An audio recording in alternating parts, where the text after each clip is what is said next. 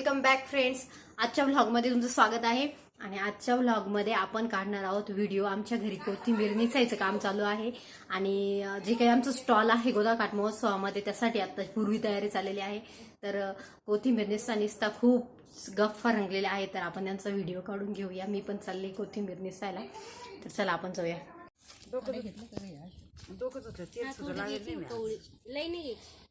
घ्यायची याशी लांब आहे ना. काय की भूक लागली परत करायला नाही नाही तिथं संध्याकाळ पोतर माणसाला उठून देईन काही तू. आता मी चालले जाय काही कर.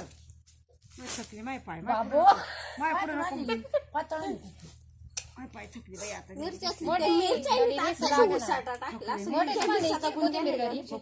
मग सकाळची बसले मी तिनं मला जाम केलं. एकदा माय पार पाय पाय थोडं काढ म्हणते पाय थोडस आज काहीच काम नाही झालं काही तो कंबर दुखू राहिलं मग तू पण तिकडं हे कर ना आम्हाला तरी पाच म्हणजे चांगलं आम्हाला बसू बसू. तर आता आम्ही काकीची कोथिंबीर निसत आहोत. कोपरगाव शहरामध्ये गोदाकाठ महोत्सव आयोजित केलेला आहे आशुतोष काळे साहेब यांनी. तर त्यासाठी काकीने तिथे स्टॉल लावलेला आहे आणि त्या स्टॉल मध्ये काकीने कोथिंबीर वडीची रेसिपी आणि आणखी मुगाची भजे टाकली आणखी काय हो काकी पावभाजी या रेसिपीज ठेवलेल्या आहेत. आणि माझं पण यावेळेस स्टॉल आहे. तर मी कुळीताची जिलेबी आणि थालीपीठ अशा 2 रेसिपी ठेवलेल्या आहेत. पण आता आम्ही सध्या काकीच्या रेसिपीसाठी ही पूर्व तयारी करत आहोत. त्यासाठी आम्ही कोथिंबीर निसायचं काम. तुमच्या फ्रीज मध्ये काय हा फ्रीज मध्ये सगळे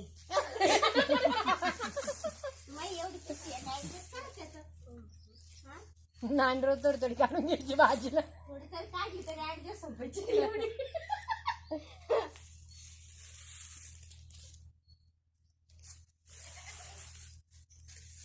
बघा काकीच्या तिकडे किती बॅगाच्या बॅगा भरून कोथिंबीर चालवलेली आहे काकीने. कोथिंबीर वडीसाठी खूप जास्त कोथिंबीर लागते. त्यामुळे आता हे चाललेला आहे काकीचा आटा पिटा.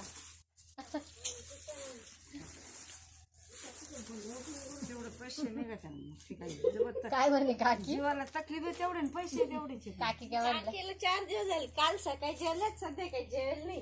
मी बी नाही जेवेल काकी काल रात्री. काल माझे व्हिडिओ एडिटिंग करता करता मला पार 12 वाजून गेले. बघा मी किती कष्ट करते ब्लॉग साठी. ए बाई काय बाई थोडं काढा कमी कर. ये चांगलं कवळ्या या नाही नंतर आहे ना वाळून जाईल काढी. तर कटिंगला सगळी ती कोथिंबीर वडी तुटून जाते ती काढे घेईल काढीच घेऊ नको. मोठे तुम्ही निसा बरं निसा जरा उलटू कर ना. तिला सांगितलं तिकडे गेली अशी कर ना. तरीची अशीच कापाव अशी मसरे नको कापू. ती कोथिंबीर मानल्या बरी बाई पाय मोठे काय अर्थ घेऊ राहिले पाहिलं का तू काय बोलल्या काकी. मग पाय मोठे काय अर्थ घेते. ही आमची आजी बघा किती शांत बसली. जसं मोबाईलचा कॅमेरा चालू केला ना तसं माझी आजी खूप शांत झाली. संध्याकाळी तुम्हाला आजीचे गाणे ऐकायला भेटणार आहेत. आजीच्या मैत्रिणी येणार आहेत आज आणि त्या खूप गाणे म्हणणार आहेत. त्याचा एक स्पेशल व्हिडिओ बनवणार आहे मी. लिंक तुम्हाला त्याची डिस्क्रिप्शन बॉक्स मध्ये किंवा आय बटन मध्ये भेटून जाईल.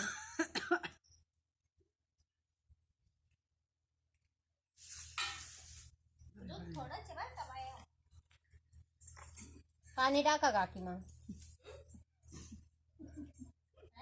पाणी टाका मग चहा मध्ये दूध सोडायचं.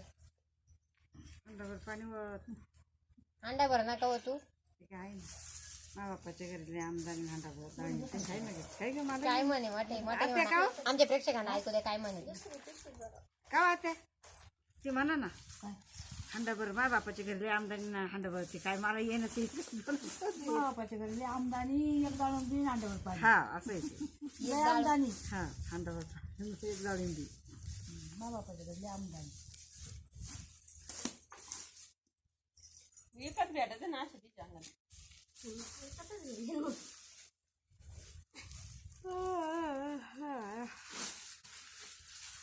अशी रेडीमेड इकत इकत मग गेले. यायचं, एका नकाची छाप.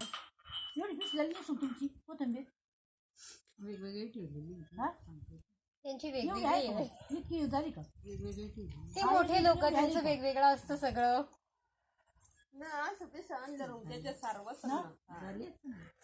एक गुण होती का? त्यांचं सगळं वेगवेगळं असतं. ते मोठे लोकांचं कसं असतं काठी सगळं सगळं वेगवेगळं असतं. कोण चांगला चहा कोण बनव बाई, चांगला चहा बनव ग, माझं डोकं लय दुखतं ग बाई आता. बघा किती कलाकारी आमची आजी. अगं बाई येलची टाक ग, जरशी सूप टाक ग. हाय का ग घरात? अगं तुळशीचे पानं टाक बाई त्याचे. तुळशीला पाला नाही ठेवलं की टुक. हा तुळशीचे पानं टाक ग.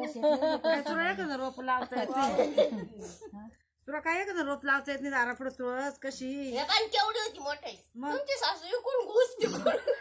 म्हातारी काय त्याला वाजेल राहते काय का ग म्हातारी काय त्याला वाजेल आवता येते पहिलं म्हातारी त्याला वाजायला बकरी पानं खाली हा का वाळून घ्यायची. बकरण पानं हा देते. इथली बारीक उकळून टाकता येईना ते काय बघा उसवायची पण ते खाली पानं.